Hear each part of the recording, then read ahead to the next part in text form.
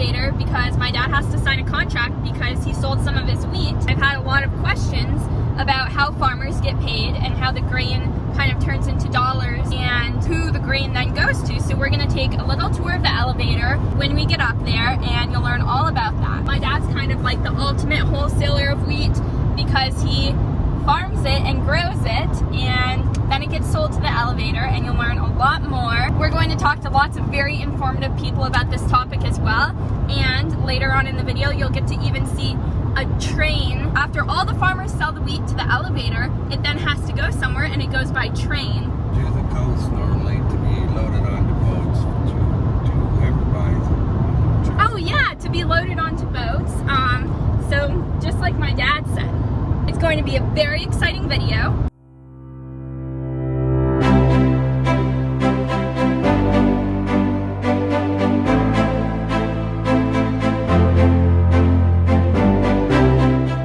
All farmers get paid different amounts for the same amount of wheat. Depending on the grade of the wheat, it's really important. So they test your wheat and they determine the quality and every single part about your crop, and then you get paid based off of what the tests come back and say. Here's one of our trucks leaving the elevator. This is Darcy. If you watch my last video, Darcy was in it.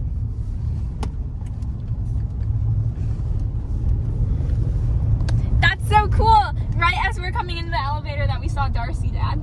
Yeah, it's really cool. And the train is loading right now. Look at all of those grain cars, all being loaded with grain, and that's all grain farmed here in our area. Isn't that amazing? Here are other trucks that belong to other people's farms as well. And oh my gosh, there's the railroad cart. See, and they're moving it as they fill the train cars. Oh yeah, that is pretty cool. Look at that whole operation.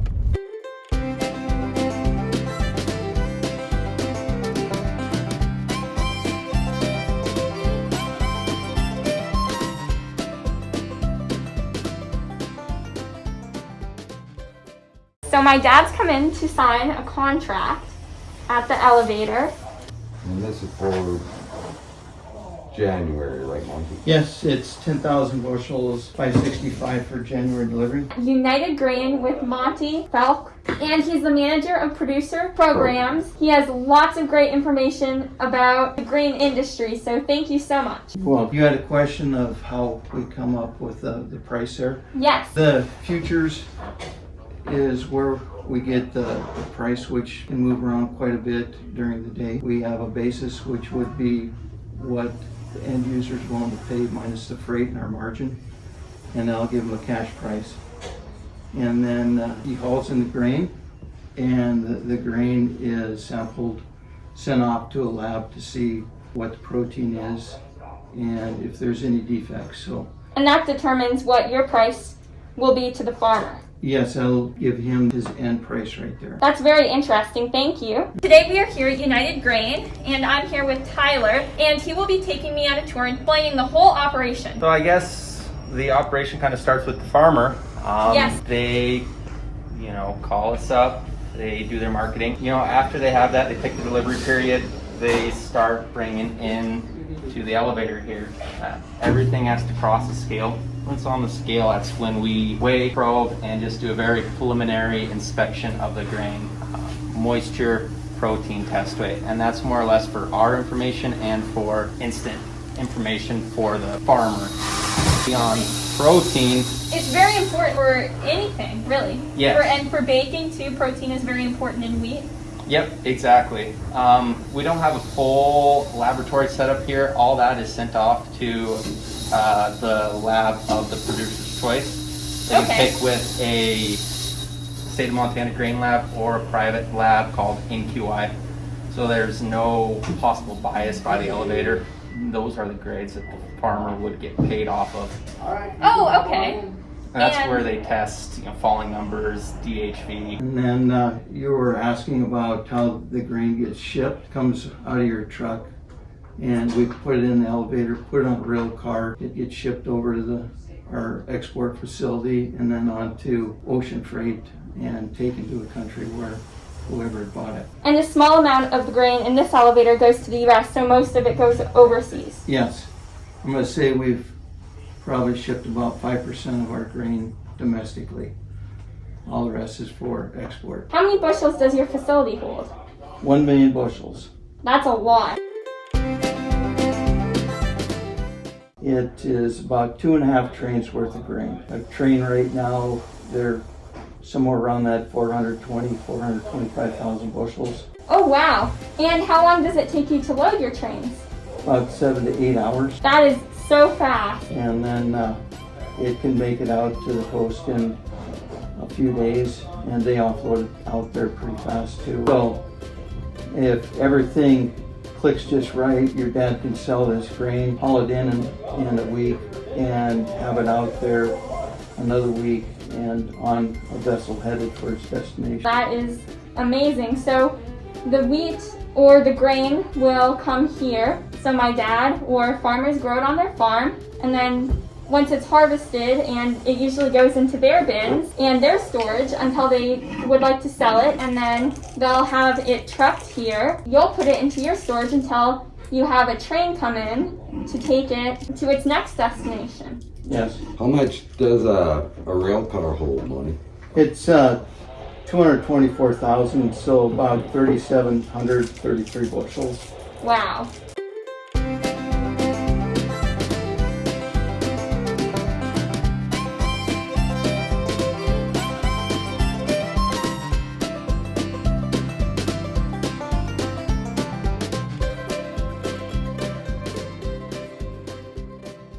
And don't you guys have a specific weight for a specific car? You know how much it weighs and you put it into your computer? Yeah, there's a car reader that when the car goes by it puts that information into a computer.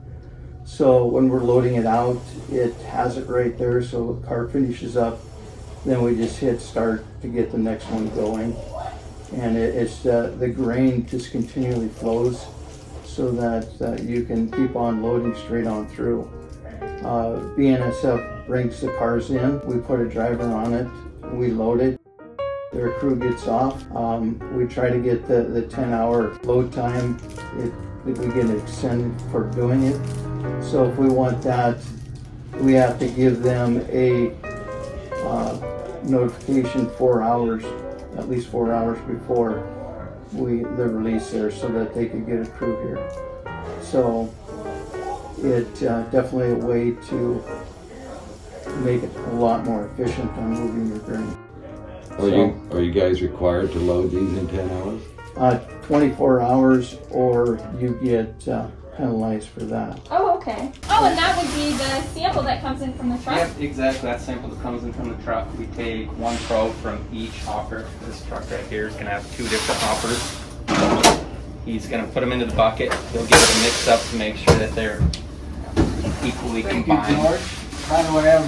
When he's doing that, he takes a peek at the grain, make sure there's nothing that's popping out in there that wouldn't be fit for human consumption. Doing a test weight. That's not the true test weight of the grain because we're doing it in the rough. True test weight the farmer gets paid off is after it's been put through the cleaner dockage picker there at the grain lab. Also, he's running the protein and moisture at this point too. That's really awesome. And he'll make a decision after we see what the protein is onto what bin it's going to go into. That protein machine runs each sample of grain 10 times, and it takes a average on those to come up with what it is. And Oh, wow. it's incredibly close to what the labs have. You can go in there and you can look at the standard deviations between the protein, the moisture, and be pretty darn sure of what you're seeing here is what you're going to see back on the That's results. great. For example, here is a sample of my dad's wheat in here. Hey, how you doing? So a little bit about the facility. It's a 1 million bushel facility in the upright concrete bins. We receive at about 25,000 bushel an hour. Oh, wow. That's a lot. That is huge. That's what we need to be able to put trucks through at the pace that we do. Be able to keep people moving. If they sit in line, Definitely. they start thinking about going other places. they need to worry about their efficiency, and we try to help them as much as we possibly can. For sure, it's very important to be efficient on the farm because there's always so many things to do. And so little time to do them with all of the weather changing. And even hauling grain, you can only do that at certain times. You want to make sure the ground isn't too soft. And during harvest, During harvest is when it's most critical. exactly. During harvest, we run grain up into the upright, the concrete, and also we build ground piles. So we're able to dump in 2 different locations. That gives us receiving a little bit less than 50,000 bushel an hour, Oh, wow. which is needed during harvest with that huge influx of trucks. For sure. Thank you. Yes, and the export terminal that all this grain goes to is approximately 8 million bushels. Oh, You can look at wow. some pictures over here.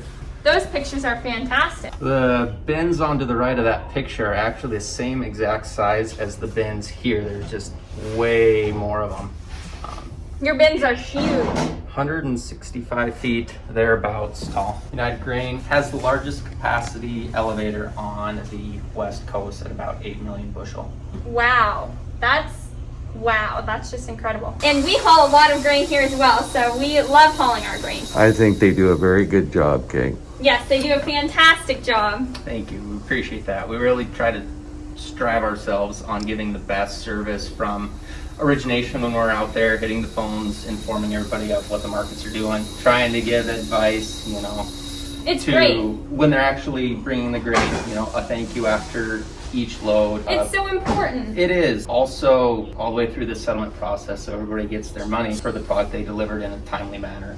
We try to keep it as quickly done and efficient, as quick done as possible and efficiently as possible. That's wonderful. I mean, you run a fantastic operation.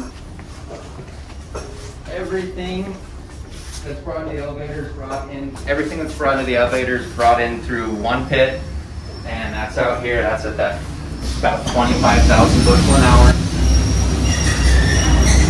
We're able to dump both hoppers at one time, so it's a stop, get dumped, and go. We have a person that stays out here in the pit, provides the service of dumping the truck, but also food security, food safety. Don't you have a big magnet that'll catch anything that falls in here? That is correct. We do have a magnet, and we can go around and show you that across right now here.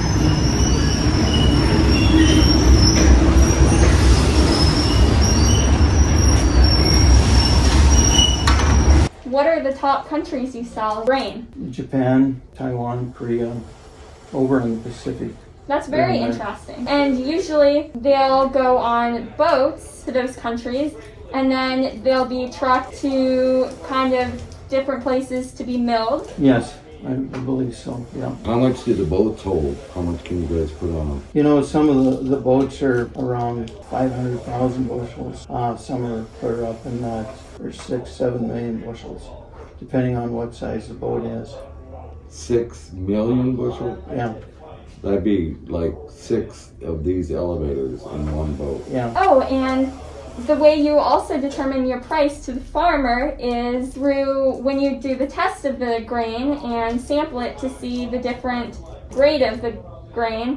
So the protein and everything to make sure that it's a really great crop, and then that the best crop will get the best price. Yes, yeah. A better protein will give you a premium on most years. The only time it won't is if everyone grew high protein and the end user is only requiring something. They're not going to pay a premium over it, so we're forced not to give the producers a premium. But most years there's grain that's higher and lower. People with higher grain get paid more, people with lower get paid less. Very So- interesting. And you also talked about the futures, and futures is basically where someone in the stock market will buy a certain amount of grain, but they'll never see that grain, but they'll purchase it, and then they'll either bet whether the grain prices will go up or down.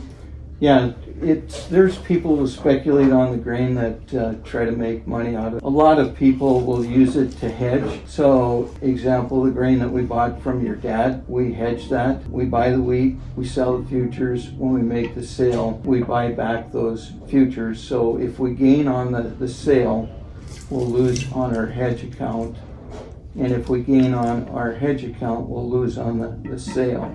So it's just an okay. offsetting position to take our risk off. Your mills or end users will do that as well to try to take some risk off on that as well. That's very interesting. But there's a lot of speculation that goes on that, and it allows the U.S. wheat to go over world value so that farmers could take advantage of that. A lot of times what will happen there is you'll see the basis weaken up to get it down to a level to where it's more competitive on the world market. The futures goes up and down, so you'll see when we get more competitive in the world is when you'll make the sales, and they'll be made for different months out, and so it gives that futures can go up or down to determine whether basis can stay the same or not. Thank you.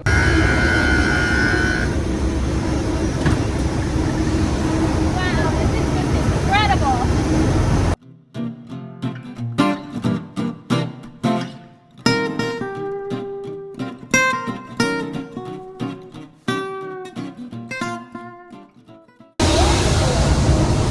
This is nice. Clean. Wow. It's clean, it stays clean, all grain handling equipment is enclosed, we don't have to boil it out. There's a bin right above our head with 110,000 bushel. This cone part right here is the bin, and the part that Tyler was just talking about. Wow, the system is absolutely incredible. This is my favorite part about this facility is these cone bottom. Oh my goodness, and another one over here. That's amazing. This facility is an 8-pack of the cylindrical bins. You know, when you put circles together, there's empty space. Yes. And there's about 25 to 27,000 bushel bins that utilize those 3 empty spaces that we Oh, wow. look at. So all the space is utilized. There's not that dead space. That's amazing. That's really great. Thank you. And all this equipment is rated to ship out at 50,000 bushel an hour. That means we can load a train in about 8 hours. Oh my gosh. It's approximately 420,000 bushel. Wow. This is just amazing. This is incredible. Yeah, there's one of those inner-sized star bins that utilize that space between the round bins.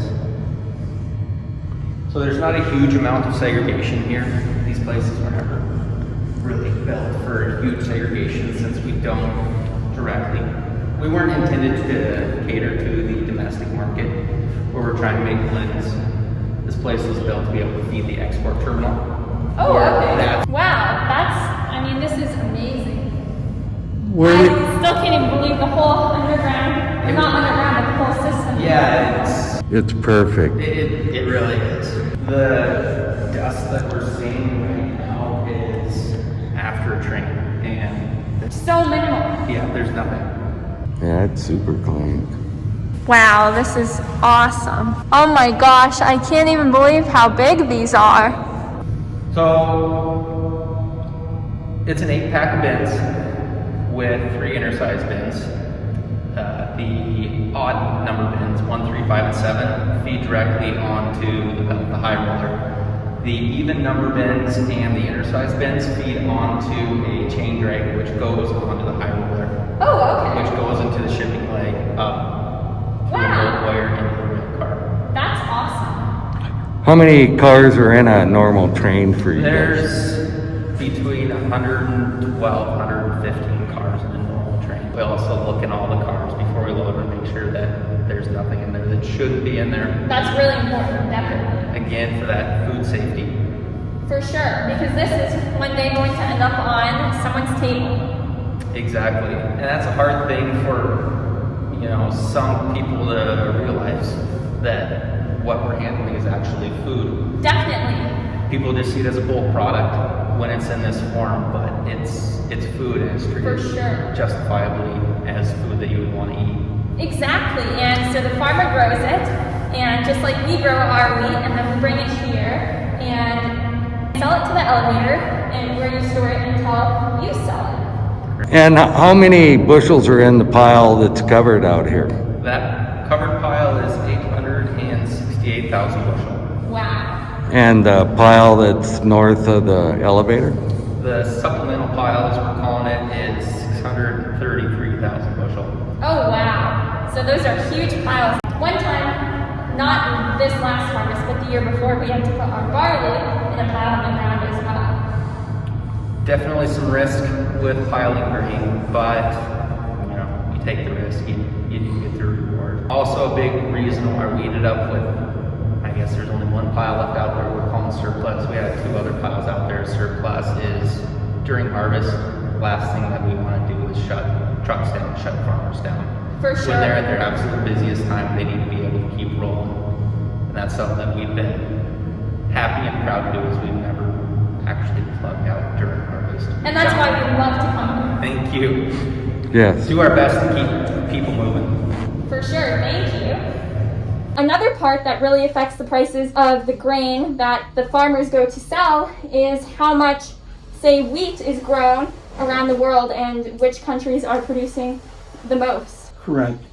You know, it not only how much wheat's grown, but the quality of the wheat too. You could have a lot of wheat grown with bad quality, and so it will put better values on the milling wheat. This year, Russia was real dry, and everyone was saying that they weren't going to cut a crop, and they came off with a 83 million metric ton crop, which is pretty big for them. We saw Australia, that was dry for a couple of years. They came off with a good crop, so they're pretty competitive out there this year.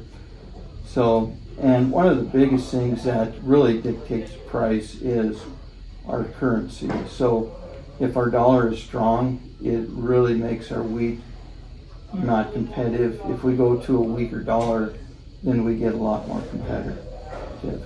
So someone could end up paying a lot more for the wheat because their currency is worth a lot less here. So that is a real big factor. I think it's very great that people are learning kind of what affects the price of the farmers' crops, because the farmers don't have a choice what price they sell their wheat at, because the farmer would be the ultimate wholesaler, and then you wholesale it to different countries, and then it's probably wholesaled once again before it's to the buyer, to the consumer, on people's tables. Yes. Farmers have to buy their wheat to plant, they have to buy different equipment. A lot of times in businesses, even people wholesaling, they understand what their cost is, and then they have a certain percentage of a markup, whereas farmers aren't able to do that. Yeah, the U.S. farmer is definitely put behind the 8 ball because of the U.S. currency being strong most of the time. When you look at other businesses, they get to name their price on such. But think of it as this, that you're in a business and you've got competitors around there that all of a sudden have quite a bit more, and they're able to sell that lesser values because of their currency. We see that quite a bit with the spring wheat out of Canada, where we both can have good crops, but they'll be able to make the sales just because they can sell it at a cheaper level than U.S. because of the currency. Oh, So yeah. it is, currency is a very big issue in the U.S. here. So you're looking at, a world market that, what is it trading at? And that fluctuates, and, with the futures and whatnot like that. There's a lot of times where a producer will grow a crop that normally would be profitable, but the weather didn't cooperate, so he's got less to sell. Definitely, there's lots of variables. And you could see him with a very big crop, and he didn't expect one that size. His protein's down, and now he's going to be getting less for that crop. So farmers have a lot of different variables in there. Yet there isn't anything cut and dried about what they're going to get for a return per acre. So there's a huge investment put out there by the U.S. producer, and sometimes it is extremely tough to make it work. For sure.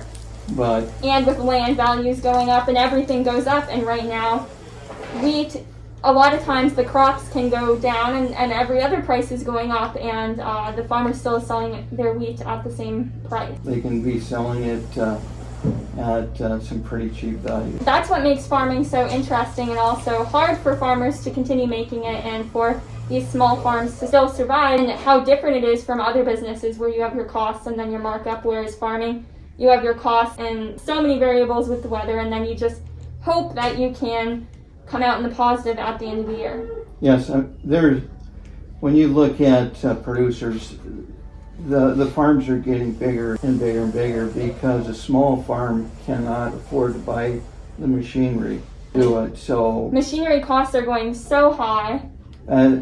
as you see these machinery price go up and inputs go up, the farmers have turned to more of a volume type scenario in order to break even on that.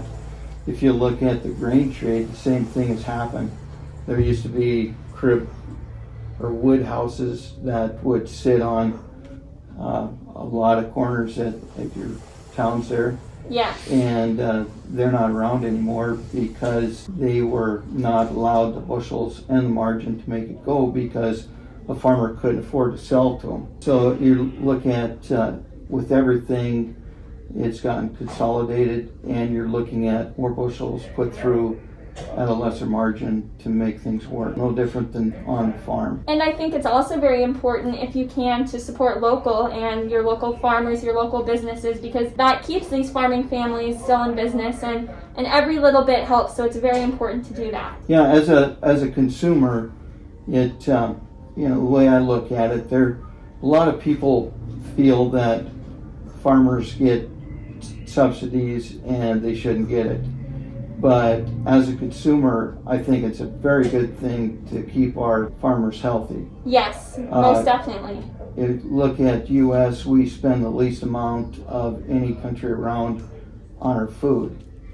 So we have it very well, and we need to keep farmers healthy so that we can continue to have a good source of food. For sure. And at the end of the day, farmers built America, and it's very important. My family has been farming since 1912 in our area, and there's lots of other farms that have gone out of business, but there's still some still left, and supporting them, that's what I like to think is my choice as a consumer when I go to purchase products made in the USA or local products. It's really makes a difference. Yes, it does. All the grain moves through these here.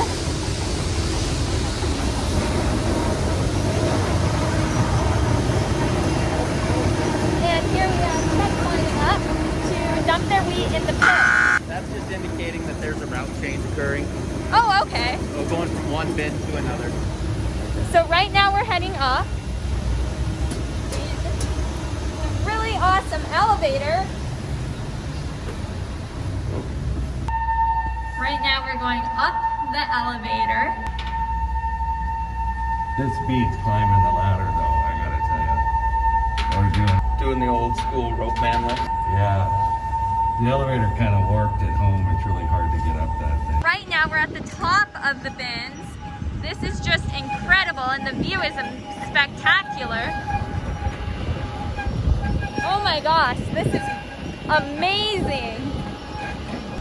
Oh, and this is Conrad over here, and so this elevator's in Conrad.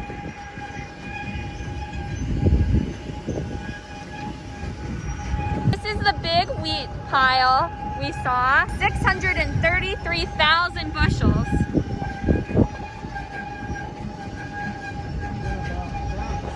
Here's an overhead view of the trucks coming in.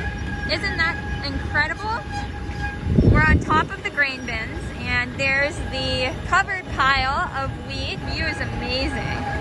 And this is what all of the trucks look like filled, and once they go into the pit, they won't be filled anymore. They'll empty all of their grain. Wow.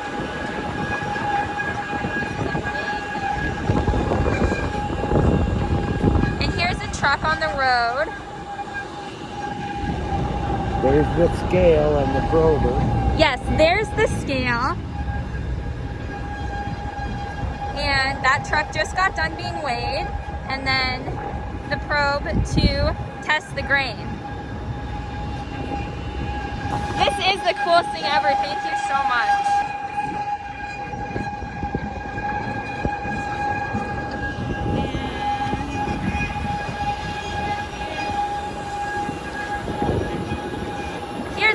part of the pile of wheat, but here are the railroad tracks that the wheat gets sent away on.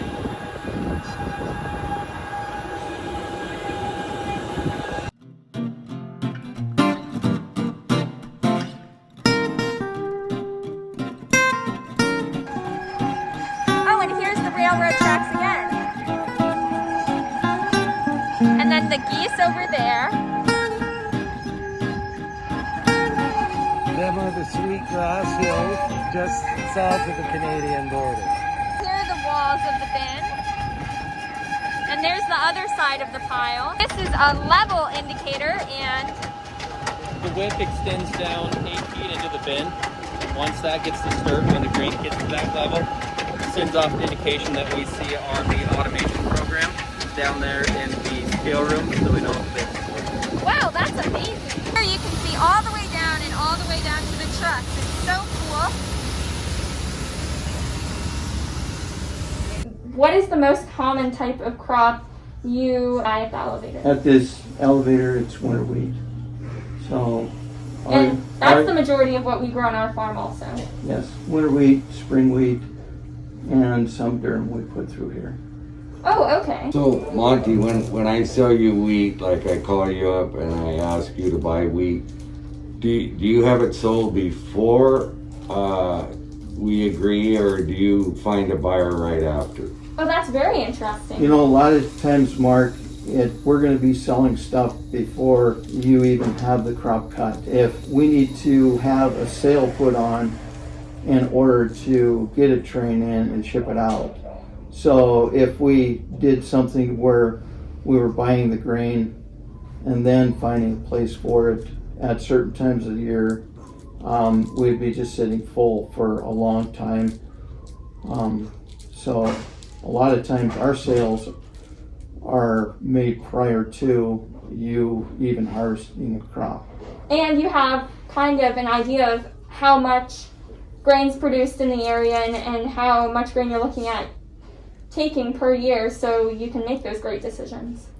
Yeah, once again, that hinges on weather, you know, the crop conditions as well. So, I mean, there's risk to everything in this business. So let's just say that we go out and make a sale out there to a country for some millable wheat, and we have a good crop, everything looks good, and then it comes and rains and rains and rains on that. We have feed grain and we have a milling sale out there. So our merchandisers will scramble and try to find something to fulfill that commitment, and then try to find another market for the grain that is off quality.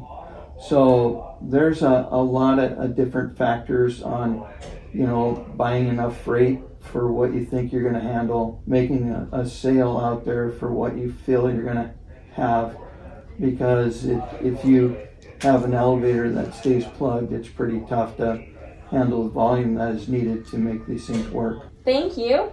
So there's a little bit of risk in agriculture, no matter what part you're in. Yes, all parts of agriculture, really. That's a very good point. You already have these trains ordered. You don't just call them up and say, hey, give me a train, or...